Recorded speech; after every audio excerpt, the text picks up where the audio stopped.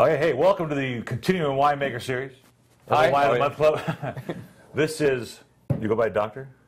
I go by anything. Yeah, whatever it is. Huh? Doug. This is Doug Hauck, a fraternity brother. That's right. At USC, as well as now winemaker enthusiast. Is that right? Absolutely. And HammerSky. HammerSky, West Side Paso Robles on Vineyard Drive. Now, when did you... Got to throw a plug in. Of course, we will. When did you... when did I stop yelling at you as a pledge? And when did you about the day I graduated, I think. I do remember that, by the way. They don't allow hazing anymore, you know, that's right. Yeah. You know, I just did a speech for the betas. I didn't know that. It was the scholarship club, something or another. It was actually pretty funny. Are they wine drinkers as well, I hope? Well, we didn't get a chance to do that at the beta house, but it stunk in there. And I couldn't believe that I used to live there. But it was a lot of fun. We had a lot of good laughs. But anyway, so HammerSky Wines, you were a dentist? I am a dentist still. You are still a dentist, still working? Still practicing, Beverly Hills and Newport Beach. Wow, okay. And so you decided you want to get in the wine business. Yep, that's correct. And that was, then you had your head examined. Yeah, they said I was crazy. Yeah, okay. And I still did it, so I guess I am crazy. Yeah. But it's fun. You know, it's basically a passion. The winemaking is part of it, but the development of the property and seeing it fleshed out and seeing all the Beta brothers mooch free wine off me Of course, yeah, is right. kind of You have fun. a donation? Can you donate something for us? Yeah, right. Every week. HammerSky is in Paso Robles, and you said it's on the west side.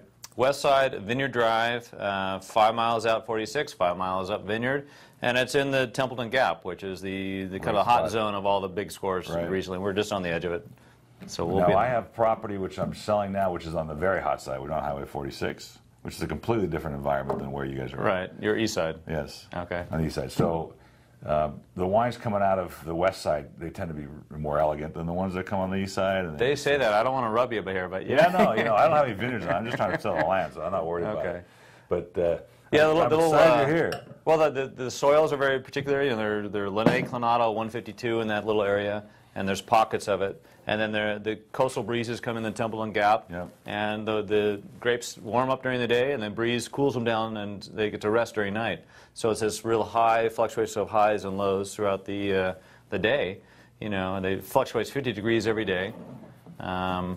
Beautiful wines. It's clear from the depth of the wines you have that you know you're getting lots of extraction, lots of great quality grapes, and you're getting lots of depth of flavor. I mean, the character. What I did notice of all the wines that we just tasted, that there's wonderful mid-palate layers. There's tons going on in these. There's a lot of layers, and there's a fair amount of backside depending which one. Now, this is a crisp Viognier, which a lot of minerals, some citrus, a little grapefruit. 2008. This is not all your grapes. No, or this is some not. of it. This is the only one that's not all our grapes. Yep. The rest are all estate, and they're all single blocks. So we're relatively Bordeaux-centric. So Bordeaux-centric generally means that where everybody is going Rhone in my area, we're all Bordeaux, and we're proud to be Bordeaux-Gins. Well, I think that area does well with those grapes. And this is I love this Viognier because it's not so overly tropical. That you get the nuances in the nose. I don't have to spit, do I? You don't have to know. I love my wine.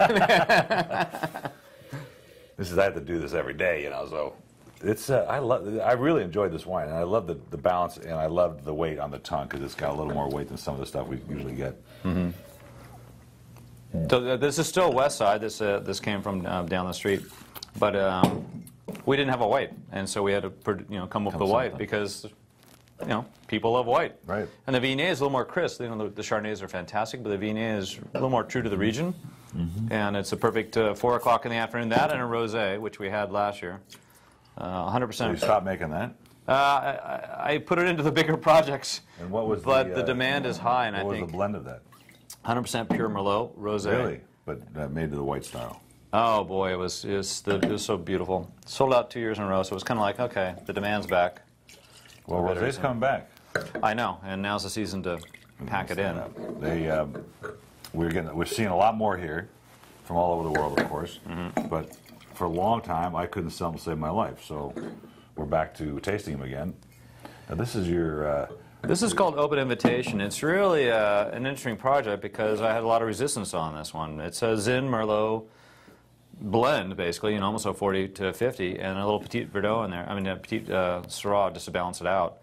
So this is I was kind of following another winemaker who was doing quite well, and I love the packaging, I love his marketing, and that's that Orange Swift from Napa. I love what he's doing, and so this was I don't want to say copycat, but no, but it's, you know what?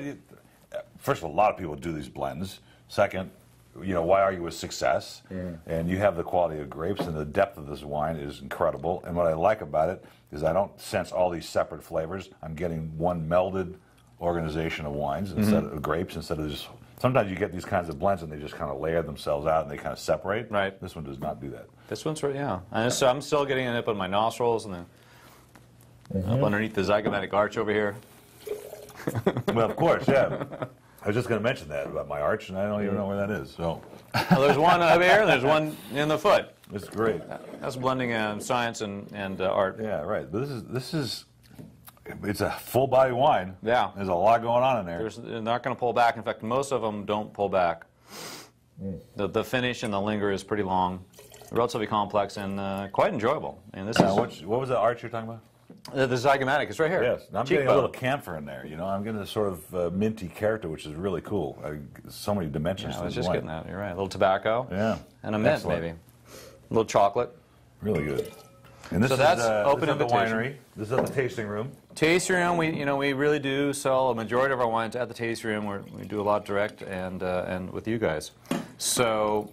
Where is the tasting room? You said is on Vineyard. It's on the property, 7725 Vineyard Drive, 5 miles up Vineyard. Daily? Thursday through Sunday, currently. And I noticed in your brochure that there's weddings, too. we do a lot of weddings. I mean, the weddings, well, we have an inn. We'll just start there. The inn was an old house that was converted. It's 112 years old. And it's an inn, and people say, oh, gosh, I'd love to get married here. It's beautiful. So then we built a barn in New Hampshire, shipped it out, had a barn raising, and now we do weddings in the barn. You had a barn raising, too? You had the local guys come with their hand tools? And all the Amish showed up. No, it was nice, and it's really for the right purpose. So this is the 08 Cabernet. Cab, right? Yeah. Mm-hmm. This one's kind of fun because it has, it's a beautiful Cabernet. It's got a little Malbec in there to kind of balance it out. Now, we're usually using a fair amount of French oak on the Zins, a little Hungarian oak to get a little more spice and pop out of it. I get the little Malbec in the finish here, a little spiciness. I like it. It's not too verbose, but it's got plenty of body. Yeah, see, I like the mouthfeel. It's a little tannic, but it's still an 08. This was selling like hotcakes at Zin Festival, which was just last weekend. Oh, really? That's great. And the cab sold well at the Zin Festival. Yeah. It's really good. People are either tired of cab or they really like it. They were sick of Zin. And that's what it was. I missed the... hey, I'll take 2 bottles of that, please, and one of the other one. Yeah, right, exactly.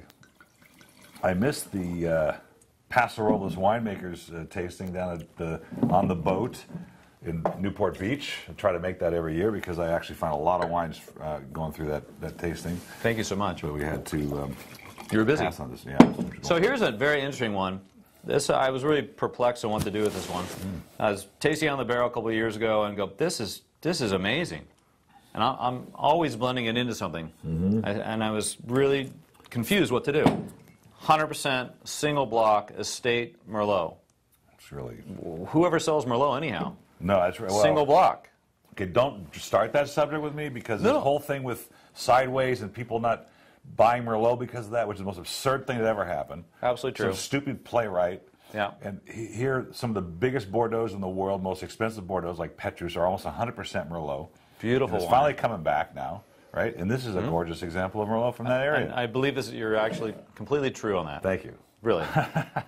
And the issue about sideways. So yeah, we're Bordeaux-centric, going everywhere but sideways. That's the latest buzzword there. I like it, yes. Yeah. Well, that was obnoxious. And of course, it dried up Pinot Noir for a while. Now it's coming back. But gorgeous bottle of wine. And this sells for, what you said, $50 at the moment? $50 at retail. You know what? We taste a lot of wines, folks. And, for us to spend $50 on a wine takes a lot.